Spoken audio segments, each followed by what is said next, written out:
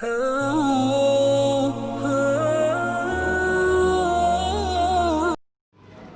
lupa anggih di subscribe, like, dan hidupkan tombol notifikasi. Assalamualaikum warahmatullahi wabarakatuh. Alhamdulillahirabbil alamin, wassalatu wassalamu ala asrafil anbiya wal mursalin wa ala alihi washabihi ajmain, amma ba'd. Pertama-tama marilah kita panjatkan puji syukur kepada Allah Subhanahu wa taala karena sampai detik ini kita masih diberikan nikmat iman, nikmat Islam, nikmat sehat, nikmat sempat, sehingga kita bisa bertemu lagi dalam pembelajaran daring via YouTube kali ini. Salawat serta salam tak lupa kita aturkan kepada junjungan alam Nabi besar Muhammad sallallahu alaihi wasallam yang telah mengajarkan kita tentang Islam sebagaimana yang kita rasakan pada saat ini. Maka oleh sebab itu selayaknya lah kita berselawat kepada Rasul sallallahu alaihi wasallam dengan ucapan Allahumma shalli ala sayyidina Muhammad wa ala ali sayyidina Muhammad, dengan harapan pada hari akhir nanti, yaumul hisab nanti, kita akan mendapatkan syafaatnya. Amin Allahumma amin. Kita masuk di materi, yaitu materi pendidikan agama Islam dan budi pekerti kelas 12 SMA. Materi kita hari ini adalah tentang bagaimana memahami makna beriman kepada hari kiamat. Oke, dengan saya yaitu dengan Hirfan SPDI. Kemudian kita masuk di pengertian.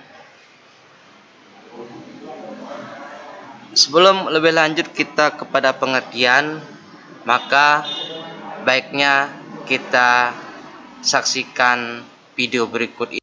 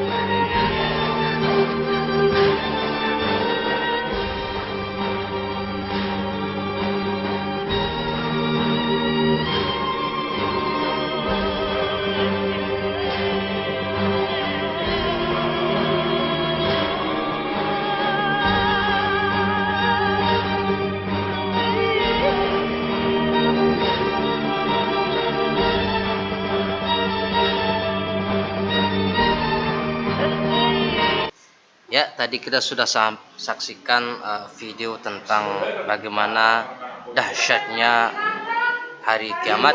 Selanjutnya kita masuk di pengertian tentang hari kiamat. Hari kiamat itu didefinisikan menurut Al-Quran yaitu hari akhir, yang artinya hari penghabisan. Itu sesuai dengan Quran surah Al-Baqarah ayat 177. Ini juga disebut juga dan hari pembalasan sesuai dengan Quran surah Al-Fatihah ayat 4 ya. Sedangkan menurut istilah, hari akhir adalah hari mulai hancurnya alam semesta berikut isinya dan berakhirnya kehidupan semua makhluk Allah Subhanahu wa taala. Hari akhir juga disebut dengan hari kiamat, yaitu hari penegakan hukum Allah Subhanahu wa taala yang seadil-adilnya sesuai dengan Quran surah Al-Mumtahanah ayat 3. Hari kiamat menurut Al-Quran dibagi menjadi dua. Yang pertama adalah kiamat sugra atau kiamat kecil. Yang kedua adalah kiamat kubra atau kiamat besar.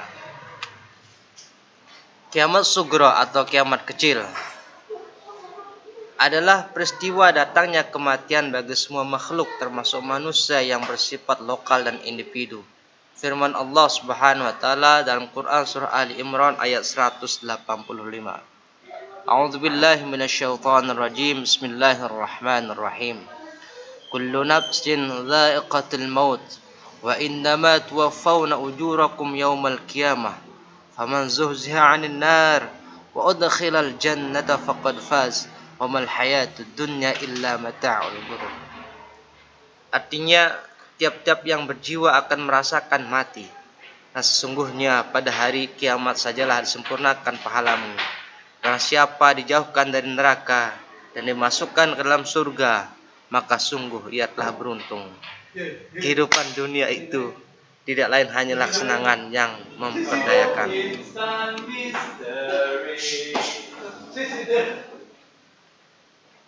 Peristiwa berakhirnya seluruh kehidupan makhluk dan hancur leburnya alam semesta secara total dan serentak.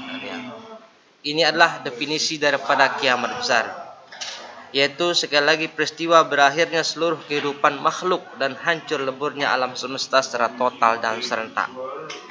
Proses terjadinya hari kiamat tersebut dijelaskan oleh Allah Subhanahu wa taala dalam Quran surah At-Takwir ayat 1 sampai 3. A'udzubillahi minasyaitonir rajim. Bismillahirrahmanirrahim.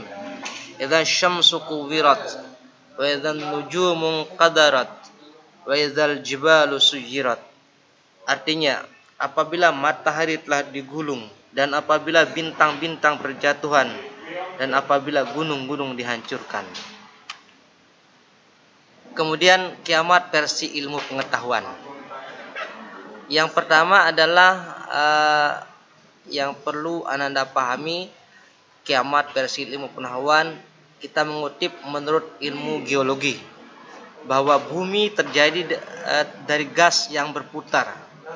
Setelah diam, gas itu menjadi dingin, maka gas yang berat mengendap ke bawah, yang ringan berada di atas. Melalui proses evolusi yang lama sekali, gas bagian luar mengeras menjadi batu, kerikil, pasir, dan sebagainya. Sedangkan bagian tengah masih panas. Zat panas bercampur lava, lahar, batu, dan pasir panas. Bumi beredar karena adanya daya tarik matahari terhadap bumi berkurang. Akibatnya apa? Akibatnya bumi akan bergeser dari matahari sehingga putaran bumi semakin cepat dan semakin cepat dan akan mengalami nasib seperti meteor, menyala dan hancur. Lebih dalamnya nanti Anda bisa googling, download dan sebagainya di Google terkait dengan kiamat menurut geologi. Ini sebagai gambaran dasar saja. Kemudian adalah kiamat versi ilmu pengetahuan yang kedua, yaitu menurut teori fisika. Ini kebetulan Ananda anak IPA, jadi bisa diperdalam tentang bagaimana teori tentang runtuhnya jagat raya ini, yaitu kiamat. Menurut teori fisika, bahwa letak matahari kira-kira 150 juta kilometer jauhnya dari bumi. Namun sinar matahari sampai ke bumi selama 8 menit 20 detik. Garis tengah matahari sama dengan 1,4 juta kilometer dan luas permukaannya 616 kali 1010 kilometer sama dengan 622.160 km. Menurut ahli fisika, energi matahari dipancarkan ke angkasa dan sekitarnya yaitu 5,7 kali 1027 kalori sama dengan 5853,9 kalori per menit dan mampu menyala 50 miliar tahun dengan panas 15 juta derajat Celcius. Kalau suatu ketika matahari tidak muncul atau cahayanya redup karena tenaga sinarnya habis, maka tidak ada angin dan awan yang berakibat hujan tidak akan turun. Selanjutnya, gunung-gunung akan meletus, ombak bergulung-gulung, air laut naik sehingga hancurlah bumi ini gitu ya. Menurut teori fisika,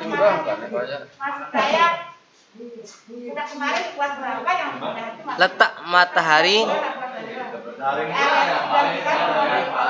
ya tadi ini sudah menurut teori fisika gitu ya.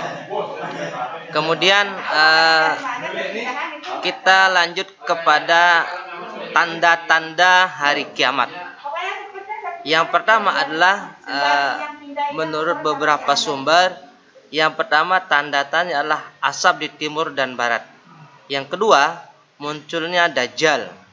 Yang ketiga, munculnya binatang melata di bumi, yaitu Dabbatul Ard. Yang keempat, terbit matahari dari sebelah barat. Yang kelima, turunnya Nabi Isa alaihissalam. Yang keenam, keluarnya Ya'juj dan Ma'juj. Kemudian yang selanjutnya adalah gerhana di timur. Selanjutnya gerhana di Jazirah Arab. Yang terakhir adalah keluarnya api dari kota Yaman yang menghalau manusia ke tempat penggiringannya. Inilah tanda-tanda besar tentang datangnya hari kiamat menurut beberapa sumber. Selanjutnya adalah periodisasi hari akhir atau hari kiamat. Ada 8 periode atau 8 tahapan sampai pada surga dan neraka. Yang pertama adalah setelah bumi ini hancur, lebur, kemudian kita masuk pada fase yang pertama, yaitu pada fase kiamat. Yang pertama adalah hari kebangkitan. Hari kebangkitan, yaitu disebut dengan Yaumul Ba'ats. Yang kedua, setelah kita dibangkitkan, maka kita masuk di fase yang kedua, yaitu Yaumul Hasyr, hari berkumpul. Tentunya berkumpulnya di padang mahsyar. Kemudian ya, tahapan yang ketiga adalah kita akan menerima buku catatan kita, yaitu amal baik kita dan amal buruk kita. Ya. Kalau amal baik kita lebih banyak, maka buku catatan akan kita ambil dengan tangan kanan. Namun sebaliknya, ketika amal perbuatan kita lebih banyak kejelekannya, maka dipastikan kita akan mengambil dengan tangan kiri. Kalau kemudian Anda bertanya, bagaimana kemudian buku catatannya seberapa tebal? Jadi simpel saja. Ibarat file dalam satu flash disk yang sangat kecil, itu bisa menampung ribuan file. Maka amal ibadah Ananda dari akil balik sampai meninggal dunia disimpan dalam sebuah file yang dalam bahasa agama disebut dengan buku catatan. Jadi audio dan visualnya sudah tercatat, terekam di file tersebut.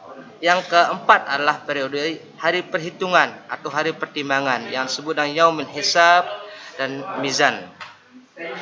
Nah, amal perbuatan kita di dunia ini akan ditimbang, akan dihisap lebih banyak mana yang baik dan lebih banyak mana yang buruk. Ya.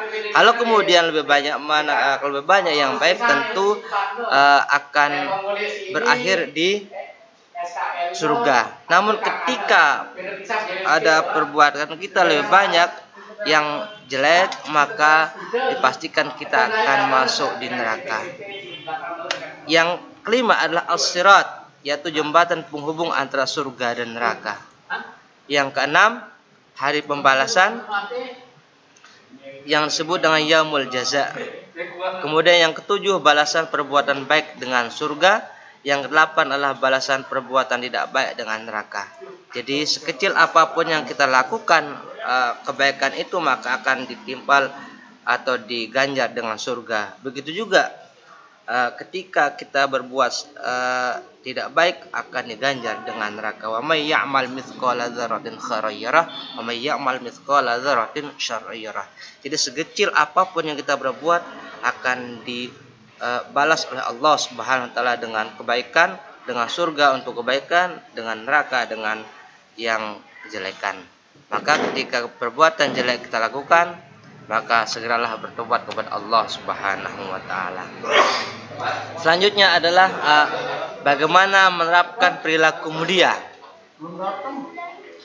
Perilaku mulia dari apa yang kita bahas hari ini adalah yaitu tentang hikmah atau memaknai hari kiamat tersebut. Yang pertama adalah bagaimana kita bisa menerapkan perilaku mulia. Yang pertama adalah menyadari bahwa semua perbuatan selama di dunia akan dipertanggungjawabkan di hadapan Allah Subhanahu wa taala. Untuk itu segala sikap dan perilaku kita harus laras dengan tuntunan agama. Yang kedua, perilaku mulia yang mesti kita tanamkan pada materi ini adalah menyadari bahwa manusia itu sangat kecil di hadapan kebesaran Allah Subhanahu wa taala, sehingga diharapkan dapat menghilangkan sikap takabur atau sombong dalam diri kita. Yang ketiga adalah selalu berusaha melakukan amal soleh dan menghindari semua perbuatan yang bertentangan dengan norma-norma agama. Yang keempat, yaitu bagaimana membiasakan diri dengan akhlakul karimah, seperti mawas diri, rendah hati, peduli kepada sesama dan lain sebagainya. Yang kelima adalah selalu berusaha mendekatkan diri kepada Allah Subhanahu wa taala, baik dengan melakukan ibadah ritual seperti salat maupun dengan ibadah sosial, yaitu semua kegiatan yang bermanfaat bagi sesama.